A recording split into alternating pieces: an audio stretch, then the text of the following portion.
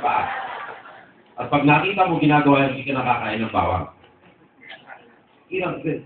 Number one, you prove that. Number two, you also prove that the community itself, through the barangay leaders, napaka-importante nito, are taking measures to win away people at the time spraying is done.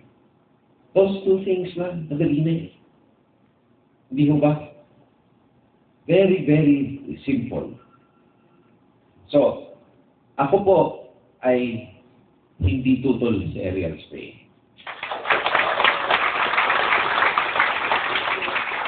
Sa Amerika, araw-araw ginagawa.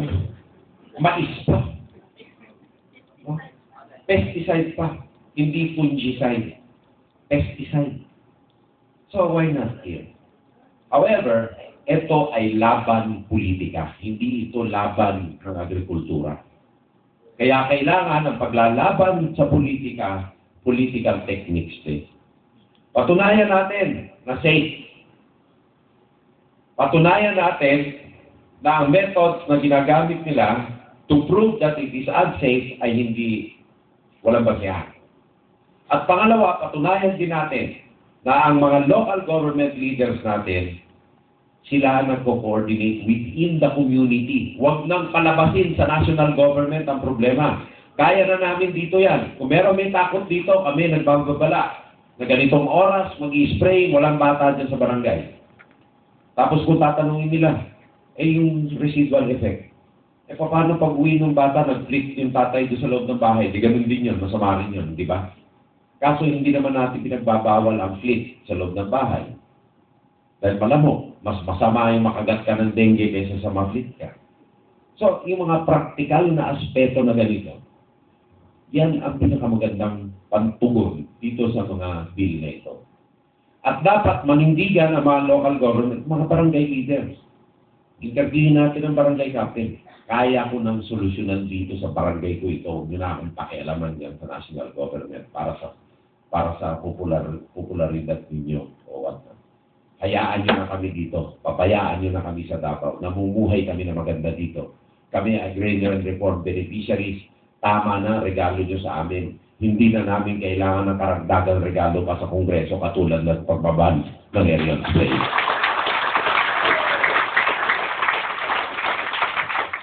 So, palagay ko, hindi na dapat mahaba usapan, madali lang ang problema. Hindi ho ba? Dapat ipagbawal na rin nila yung air freshener sa loob ng kotse, ganun din yun. Nakaka-cancer. Hindi kami nagbabawal. So, spray yata ito.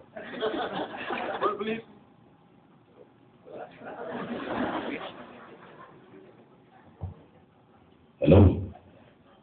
So, dyan na ho ako magtatapos. Kung may katanungan, aking kong sasagutin to the best of my ability. Pero I feel it. Yung minsan, ang Pilipino may kaugalian na yung madali, pinahirapan eh. Kung mahirap, gustong i-simplify to lowest terms eh. This is one such case.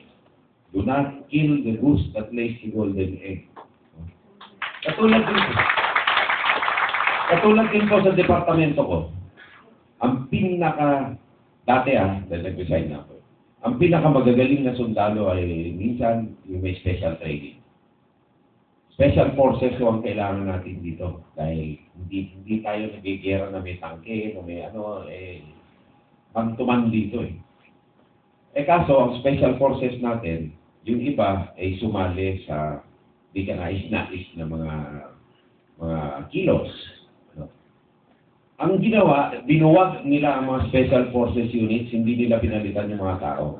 Nagka-problema tayo ngayon, kailangan natin arestuhin si Umbracato, si Bravo, hindi na natin kayang gawin dahil magre-retraining na naman tayo ng 2 taon. Kaya kailangan ng mga solusyon, pag-isipan mabuti. At kadalasan, ang batas ay ang huling hantungan ng solusyon. Last resort na ang batas, kaya dapat unahin sa barangay level. So, pagbalik nyo mamaya, sabihin nyo kay barangay captain, gumawa ng ordinansa, o gumawa ng na coordination, safety, gano'n, para mapakita natin na we are taking extra steps to be safer. Kasi yan lang naman ang issue eh, safety.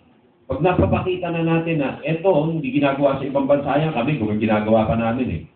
Ini-schedule namin, inaalis namin yung mga bata. Di ba? Palagi ko, ayos na eh. Wala nang pagdidibatihan pa. So, dyan na po ako magtatapos. Binabati ko po ang beneficiaries, ang ARBs dito ngayong araw na to. At sana lumago po ang tribo nyo. Sana naman ang halimbawa dito ay masustain. At sana naman po ang buong bansa sa maliwanag na mga pulisiya, maliwanag na pagkikipagdialogo ang agricultural productivity natin. On the other side naman sa mga kapatid natin magsasaka sa palay at mais, ang food security natin ay ma-achieve natin lahat. Maraming salamat. Magandang hapon po sa inyo.